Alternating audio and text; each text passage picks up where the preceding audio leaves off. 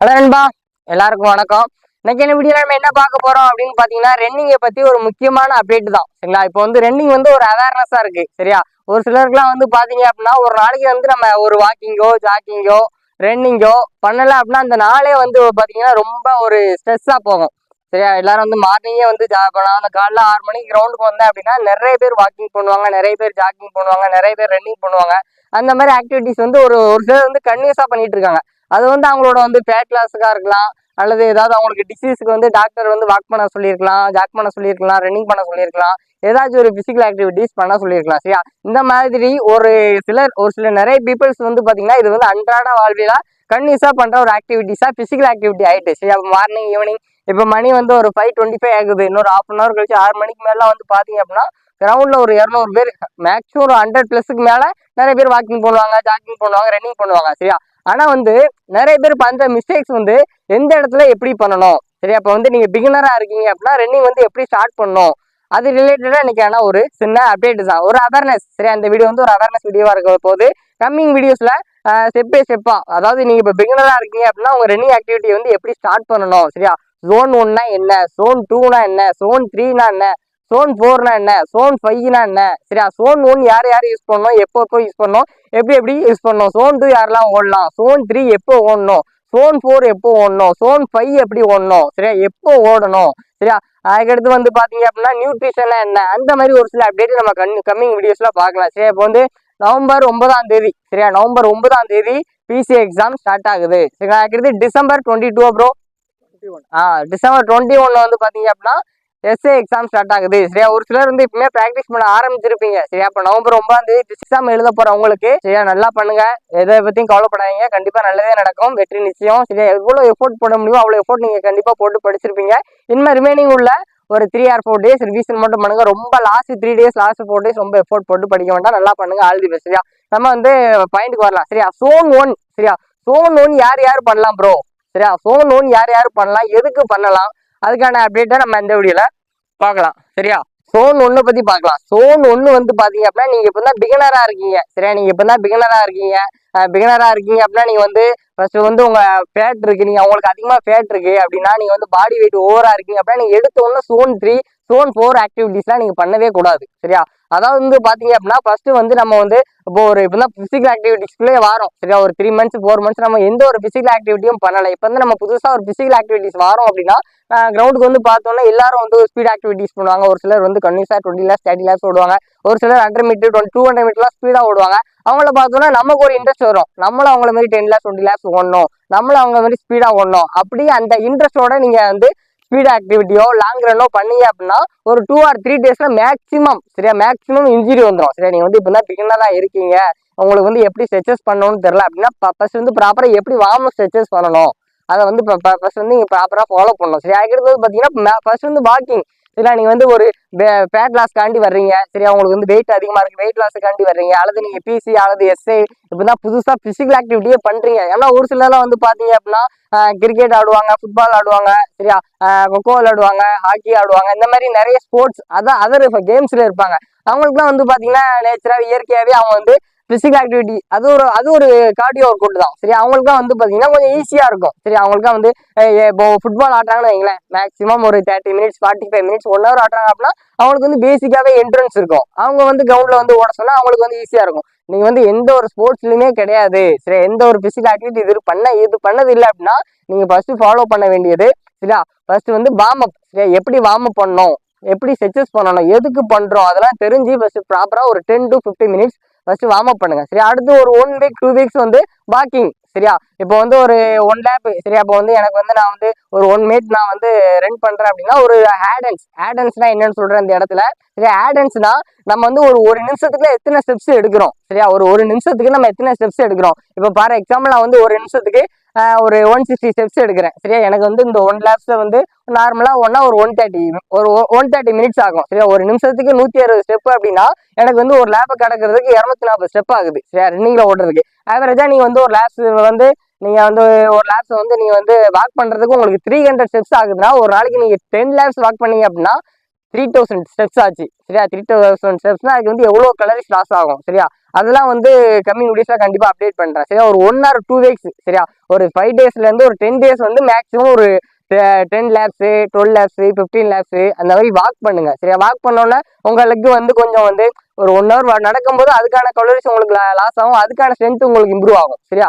இதெல்லாம் வந்து பாத்தீங்கன்னா ஒரு வாக்கிங் சரியா. நீங்க வந்து zone 2 இப்போ தான் வர்றீங்க அப்படின்னா ஸ்லோவா ஜாக் பண்ணணும் சரியா. zone 1 என்ன அப்படின்னு பாத்தீங்கன்னா ஒரு ஈஸி, அதாவது வார்ம் அப் பண்றீங்களா, வார்ம் அப்புக்கு வந்து ஸ்லோ ஜாக் பண்ணுவோம் சரியா. அதுக்கு வந்து பாடி வந்து ஹீட் ஆகிறதுக்காண்டி ஸ்லோ ஜாக் பண்ணுவோம். அடுத்து நீங்க வார்ம் டவுன் பண்றீங்க அப்படின்னா ஏதாவது ஹார்டா ஒர்க் அவுட் பண்ணிருக்கீங்க அப்படின்னா அது வந்து ரெக்கவரி ஆகுதுக்காண்டி நம்ம வந்து ஈஸியா ஜாக் பண்ணுவோம் சரியா. ரெக்கவரின்னு சொல்லுவோம் சரியா. ஓடி முடிச்சோம் நம்ம பாடி வந்து ரெக்கவரி ஆகுறதுக்கு, பாடி வந்து நல்லா ப்ராப்பரா ரிலாக்ஸ் ஆகுறதுக்கு அந்த zone 1 நம்ம அப்ளை பண்ணிக்கலாம் சரியா. இல்ல ப்ரோ அப்படின்னா இப்போ வந்து ஆக்டிவ் ரெக்கவரின்னு சொல்லுவாங்க சரியா. நம்ம வந்து எந்த ஒரு பேசிவ் ரெஸ்ட் எடுக்காம ஆக்டிவ் ரெக்கவரிக்காண்டி நம்ம கண்டிப்பா zone 1 யூஸ் பண்ணிக்கலாம். இல்ல ப்ரோ எனக்கு வந்து வெயிட் வந்து ரொம்ப அதிகமா இருக்கு ப்ரோ, நான் ஃபேட் லாஸ் ப்ரோ அப்படின்னா நீங்க வந்து இந்த zone 1 யூஸ் பண்ணிக்கலாம் சரி. அந்த zone 1 நீங்க கண்டிப்பா யூஸ் பண்ணீங்க அப்படின்னா, அதாவது ஸ்பீட் ஆக்டிவிட்டி பண்றதை விட எந்த அளவுக்கு நீங்க ஸ்லோவா ஆக்டிவ் பண்றீங்களோ அதான் உங்களுக்கு வந்து ஃபேட் லாஸ் பண்றதுக்கு வெரி வெரி வெரி யூஸ்ஃபுல்லா இருக்கும் சரியா. அதாவது வந்து பாத்தீங்க அப்படின்னா இது வந்து ஏரோபிக் சரியா.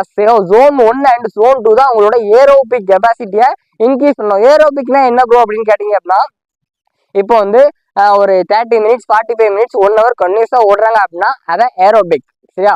ஃபார் எக்ஸாம்பிள் இன்னும் எக்ஸாம்பிள் சொல்லணும் அப்படின்னா கேம்ஸ்ல வந்து பாத்தீங்கன்னா ஃபுட்பால் ஒரு 45 minutes ப்ளே பண்றாங்களா அது ஒரு ஏரோபிக் சரியா. அதுக்கடுத்து வந்து பாத்தீங்க அப்படின்னா கிரிக்கெட் ஆடுறாங்க, கிரிக்கெட் வந்து பவர் கூட்டு ஷாட் அடிப்பாங்க சரியா. அந்த ஷாட் வந்து ஒரு 5 seconds தான் சரியா.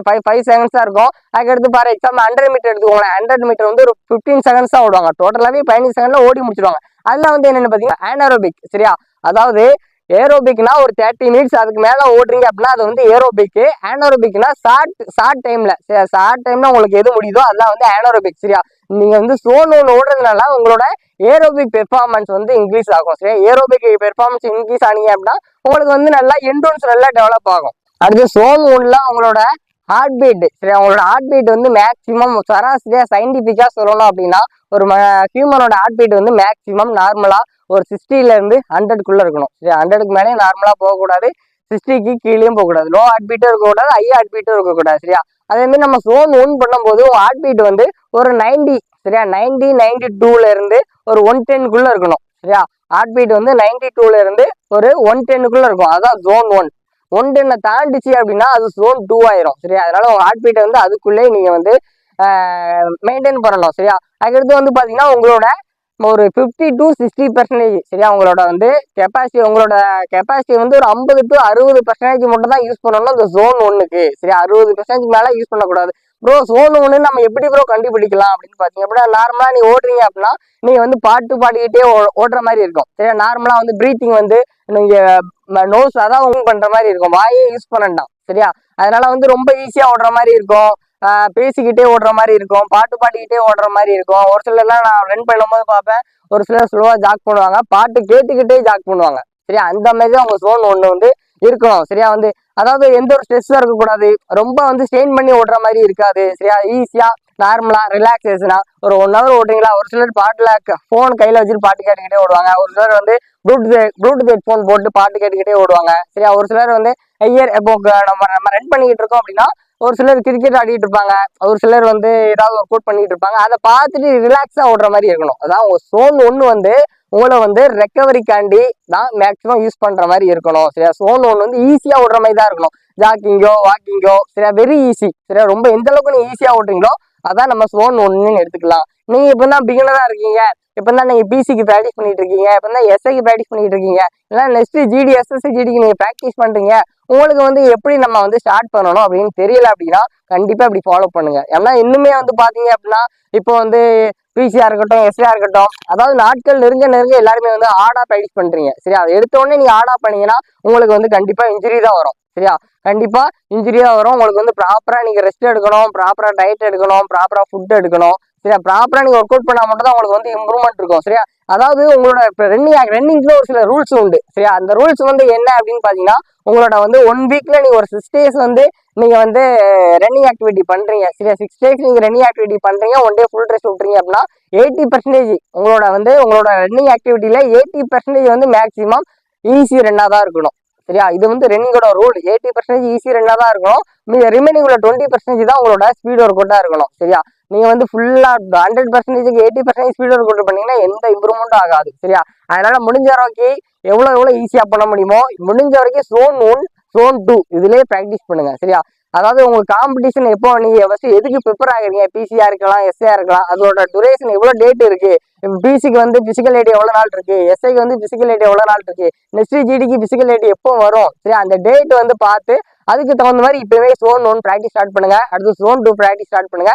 அதுக்கடுத்து போக போக Zone 3 Zone 4 பத்தி நீங்க ப்ராக்டிஸ் பண்ணீங்கன்னா நல்ல இம்ப்ரூவ்மெண்ட் இருக்கும். நீங்க எடுத்தோம்னா Zone 3 Zone 4 ப்ராக்டிஸ் பண்ணீங்க அப்படின்னா இன்ஜுரி தான் வரும் சரிங்களா. இதான் நண்பா Zone 1 சரியா. Zone 1 யார் யூஸ் பண்ணோம், எப்படி யூஸ் பண்ணோம் இதுல டீட்டெயிலா பார்த்துருப்பீங்க. கண்டிப்பா ஒன்லயே ப்ராக்டிஸ் பண்றது ஒரு ஃபிட்னஸ் மெயின்டைன் பண்றதுக்கு உங்களுக்கு ரொம்ப யூஸ்ஃபுல்லா இருக்கும் சரிங்களா. ஓகே நண்பா, நெக்ஸ்ட் வீடியோல கண்டிப்பா Zone 2 பத்தி பார்க்கலாம். ஓகே நண்பா, தேங்க்யூ.